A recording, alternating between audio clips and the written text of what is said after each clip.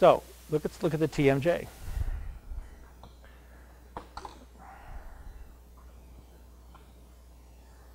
So we see the TMJ open and close.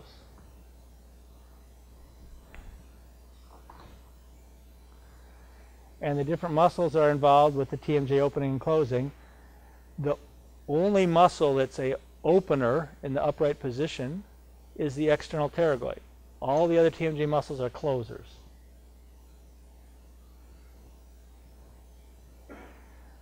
We see opening and closing. We see the masseter and temporalis relaxing on opening and contracting on closing. Excuse me. And when they get red, you see they get a little redder when they're contracting there. The hyoid also fires off. Here we see on the inside the internal pterygoid, and then anterior and posterior bellies of the digastricus, thank you. And those muscles fire, as you see, when it opens and closes, particularly on closing.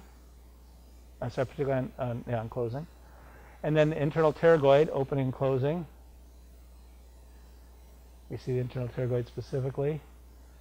And it also relates to lateralization of the jaw, grinding, and so on. The internal pterygoid is related to grinding, so it has some lateralization, but mostly it's a closer. Again, lateralization here shows the lateralization of the jaw and the temporalis contributing to that. And then you see the lateralization in the internal pterygoid contributing to that. And the external pterygoid also contributes to lateralization. Here we see lateralization with the internal pterygoid. We see protrusion, retrusion. So protrusion is you see it's a little bit of the part of the masseter actually fires a little bit on protrusion, but on retrusion you get masseter and also temporalis.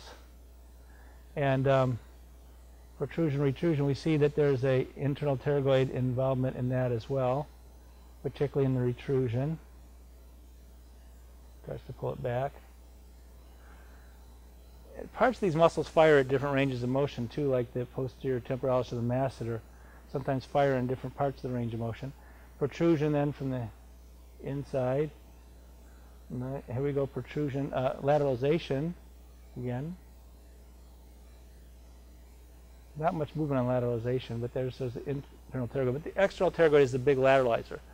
If you protrude your jaw, both external pterygoids are firing. If you open your jaw, both external pterygoids are firing. If you take your jaw sideways to the left, the right external pterygoid does that. If you take your jaw sideways to the right, the left external pterygoid does that. Here you see protrusion, retrusion. Pardon me? The external pterygoid drives the jaw. When it contracts on the right, drives the jaw to the left. If the external pterygoid contracts, it will open the jaw. If it contracts on one side only, it'll take the jaw towards the other side. And so once again we have, I'm just showing these muscles. I think they're cool. Slides are cool. And so we see protrusion and retrusion. And we see we got the geniohyoid in there, the gastricus in there, and the pterygoid. And there's the internal pterygoid, and there's the external pterygoid, which is a protruder. So anyway, a TMJ that causes general muscle weakness during ranges of motion is associated with a visceral disorder. So we just checked those different ranges of motion. One of the reasons I don't want to throw out what we've learned in the past, as I said. So one of the reasons I show you those slides is to remind you that there could be individual TMJ muscle imbalances from trauma, local trauma to the area, or dental trauma, that those muscles themselves could need some support. Most of the time, as we saw in Dr. Schilliker, we saw that the TMJ corrected without really treating any of the TMJ muscles directly. That's the big deal, is that you may have to treat the TMJ muscles, but so often the TMJ is reflective of mesencephalon and the muscular activity coming through that part of the brain. So it becomes the tool for assessing the midbrain or mesencephalon, and along the way the sub-theme is you fix the TMJ.